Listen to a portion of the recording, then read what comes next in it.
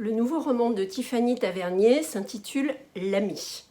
Son précédent roman, qui était le premier publié chez moi, donc dans le catalogue de Sabine Vespizer éditeur, c'était Roissy, dont vous vous souvenez, qui était paru à la rentrée 2018 et dans lequel elle mettait en scène ce qu'on appelle une indécelable, c'est-à-dire une femme à la mémoire fracassée qui avait élu domicile dans l'aéroport de Roissy.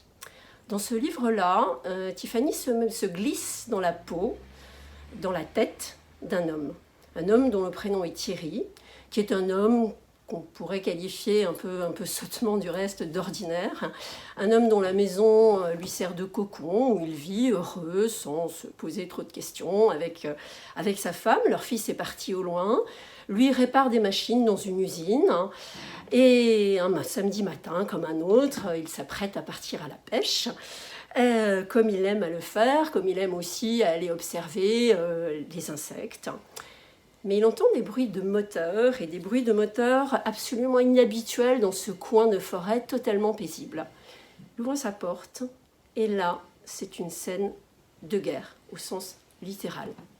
Des hommes casqués, avec gilet pare-balles, il distingue donc des gendarmes du GIGN, une ambulance, des voitures de police, et un capitaine de gendarmerie s'approche de lui en lui disant « Monsieur, couchez-vous le temps de l'intervention ». C'est tout ce qu'il sait. Pendant 24 heures, ils vont rester isolés avec sa femme dans la maison, sans savoir absolument ce qui se passait. Ils sont très inquiets. Ils sont très inquiets parce que dans cette maison isolée a une seule voisine, et c'est la maison de leur cher voisin Guy et Chantal. Ils sont très inquiets pour eux, que leur est-il arrivé ? Et quand ils ont marqué cette inquiétude auprès du capitaine de gendarmerie, au moment où celui-ci leur demandait de rester enfermés chez eux et de ne rien dire pour les besoins de l'enquête, ils ont vu d'une certaine manière, son haut le cœur. Au bout de 24 heures, par l'indiscrétion d'une journaliste à l'affût sensationnel qui vient frapper à leur porte, au petit matin aussi, ils apprennent que Guy n'est autre que le tueur en série, qui est recherché depuis des années pour avoir fait disparaître des jeunes filles en nombre absolument considérable. Et là, bien évidemment, l'univers du narrateur s'effondre.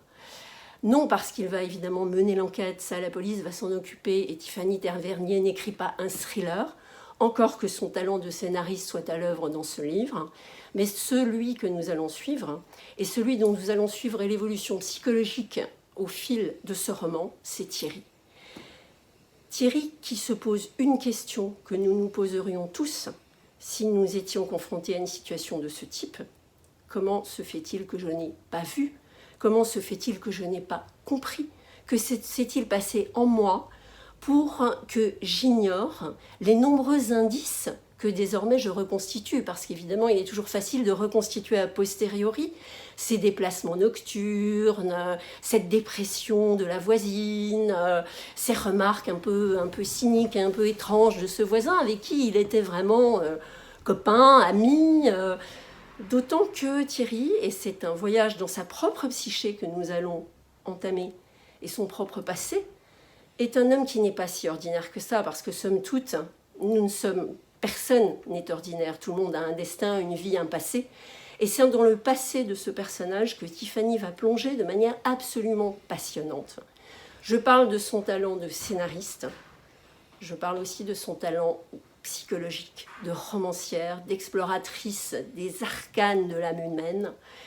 Et cette enquête qu'elle va mener dans la vie de Thierry est une sorte de long chemin vers la lumière. Quand je dis que Tiffany Tavernier est un écrivain, c'est aussi parce que je pense que les écrivains écrivent toujours le même livre. Elle a beau se glisser dans la peau d'un homme, elle a beau s'intéresser à la question du mal absolu. La question qu'elle pose, c'est celle de Roissy. C'est comment un être fracassé peut mener son long chemin vers la lumière et hors des ténèbres dans lesquelles il était plongé, pour le cas de ce narrateur, sans même le savoir lui-même. C'est vraiment une lecture fascinante. Je l'ai lu 4 fois, et les 4 fois, je l'ai lu d'une traite. Je vous le recommande.